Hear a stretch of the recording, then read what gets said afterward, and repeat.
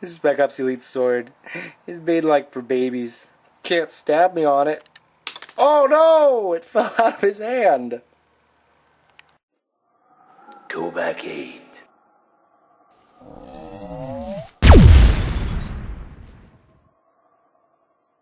Hi guys, my name is Rich. Welcome to another Halo Reach action figure review. Today I'm going to be reviewing the Elite Spec Ops Series 3 Elite figure. Yeah. Okay, now they call this an Elite Spec Ops, and I don't know, I kind of would think it'd be a Spec Ops Elite, not Elite Spec Ops, but what do I know? Anyway, Series 3 packaging is very similar to the Series 2 box.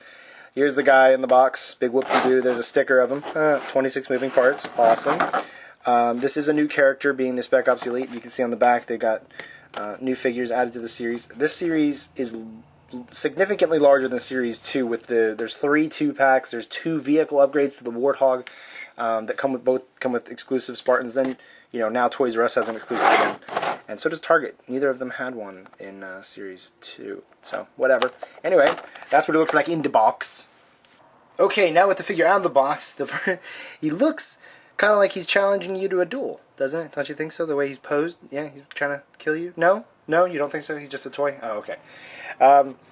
I gotta say, this is a very cool figure. I was not very sure about this helmet because the Spec Ops Elites back, like when I first started playing Halo, was back in Combat Evolved. So Elites back then, the Spec Ops Elites were black, just totally black armor. They were super awesome looking, but they still had the regular, everybody had combat armor. They didn't have any different types of armor back then. And then, as it progressed through the games, you get different armors now. And the Spec Ops Elite, I don't know, it's not my favorite helmet. I would have liked something a little more sleek, but like with these points here, I don't understand what these are for. It seems more brute design to me, at least in the front of the helmet, than it does Elite. But whatever. The helmet is removable, and you can see the face here of the Elite. Well, you can't yet. There we go. Look at me. And them soulless eyes, man. They still got those scary stinking stuff. So you can pop the helmet on. This armor is a totally new armor, in case you were wondering, or if you're brand new to Halo Reach collecting. Previously, they've had what? They've had the Elite Ultra, the Elite Minor, various numbers of the Elite Minor, and the Elite Officer. So this is the 4th new Elite out there. I do like it. It is the first Elite, not counting the Series 2 GameStop exclusive that's only 3,000 ever made, and most of us will never ever get to even touch. This is the first figure in Halo Reach to come with an energy sword. Now, this energy sword, I gotta say, is not my favorite. Sorry, McFarlane. I was really hoping to be able to say some good stuff about this, but not really. Alright, here's the energy sword, okay? Here it is compared to the Elite. Not very big. Not very big at all. In fact, to compare it to a shotgun from Halo Reach, the shotgun is larger than an energy sword. That's yikes, okay? Next thing to look at, this energy sword. Do you see these like little things right here on the sword? They're like little marker-drawn lightning. I assume it's supposed to be obviously for the energy, but it's just not very good looking. Sadly, it's not, and it has a peg hole, so you can't put it on the Elite's legs or on his back, but really the peg hole is kind of redundant because the blades don't come out. So they did this back in Halo 3. It's like, okay, here you go, here's a peg, you got that, and then you can just set it on his leg. Now, don't you cut yourself while you're walking to the grocery store now. It's like, why don't they just give us one of the energy blade, just the handle, and it be deactivated, and you could put that on, and then you could have the sword, and you don't have to worry about doing the peg hole. I don't really know. And to compare real quickly to the energy sword that was back in Halo 3, now this one came from the Shipmaster, so it's not quite as good as the Arbiters, but anyway, to show you the size of the energy sword, here's the energy sword, roughly from the bottom. This Halo 3 energy sword is larger than the Halo Reach one. No Halo 3 weapon is larger than any other Halo Reach gun. The assault rifles are larger in Halo Reach, the pistols are larger, the plasma rifles actually might be a little smaller. But every other gun is larger than its Halo 3 counterpart, because the Halo Reach line is larger in scale than Halo 3. Now, why is it that this sword wasn't made longer? And not to mention, why is it dull? This sword, pointy. I mean, it doesn't stab you, but you can feel there's a point. This one, it's completely shaven down. And, I mean, if they would have added the point, it would have made it a little bit longer, which would have looked nicer. What are these figures made for? They're made for, how old do you have to be? What is suggested age? Where the heck is the age at? 8 and up. Okay. Now, this is the thing I've never really gotten into. If you're going to make a Halo toy made for 8 years and older, I can understand that. Even though that the Halo 3 or the Halo franchise has been marketed to mature audiences because, you know, it's rated M. So this is the first time I might have ever said that I wish that the line had actually been rated up so that they would actually make the blade correct.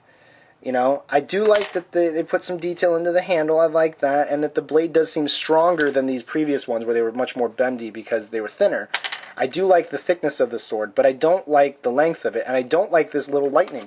On the back of the box here, you can just see that the Elite's energy sword actually looks even a little longer, but that it was just like purple and white, similar to kind of this color, similar to this. This is more translucent, and because it's energy. This one, it still has that purple white, but then they put the energy on it. That it just would have been better without that, you know? So it's a great thing to finally get an energy sword for Halo Reach, but it's like, it's not good. That's really the only thing you can say.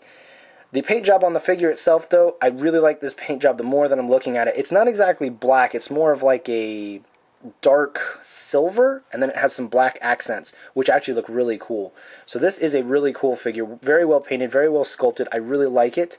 It does still suffer from all the previous Elites and that there are problems with standing, so you do have to kind of play with it a bit to be able to get it to stand, otherwise it falls over like that. It does come with one plasma grenade, which I like to put on the left butt peg. There's 2 butt pegs, as always. Now, something that they did new with these Halo Reach Series 3 Elites, here's an Elite Officer from Series 2, and you see how there's not that big piece that's now there? I don't exactly know why they put that there. Maybe they had forgotten to do it originally, or maybe they think it looks better. I personally think it looks a little better. It does make him look like he has a larger butt, but I don't know. Maybe that's where he keeps his oxygen, because, you know, their masks, I would assume, would be airtight, even though you can still see his face under the helmet.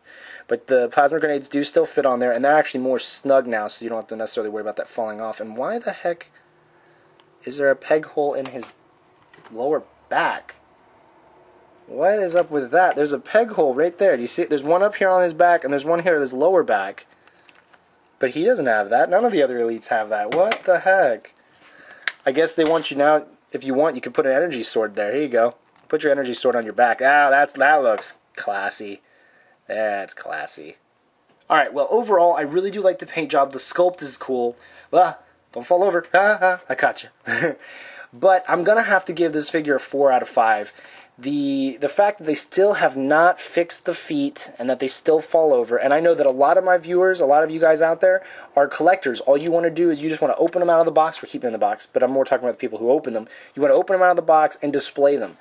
And all of the Elites suffer from this problem with their feet, that they don't stand very easily, or in that they can get knocked over easily as well. So that's not a good thing, and McFarlane, please fix that. You know, I really want to rate these Elites so much higher because they look so cool. They look so menacing. If you can compare them up to another, to a Spartan figure, they look huge. They're awesome looking, but then they can't stand, which makes it also hard for us stop-motion makers. And the other reason I'm going to give them a 4 out of 5 is because of this energy sword. This thing is just more like it was made for like a little kid's version, and I hate saying that. I really wanted this sword to be awesome because I already planned to buy, you know, several Spec Ops Elites to be able to work on a stop motion, and I really wanted them all to have really cool energy swords. Now it's like, what the heck am I going to do with this? So I don't know. Anyway, 4 out of 5. Pick it up if you like the Spec Ops Elite. I really do like it, and of course, you know, being an Elite, he can hold other weapons, so you can fix that. But anyway, guys, talk to you guys later. See ya. And I don't know what's up with that peg hole in the back. But, yeah. Bye. Rawr, I'm a dinosaur.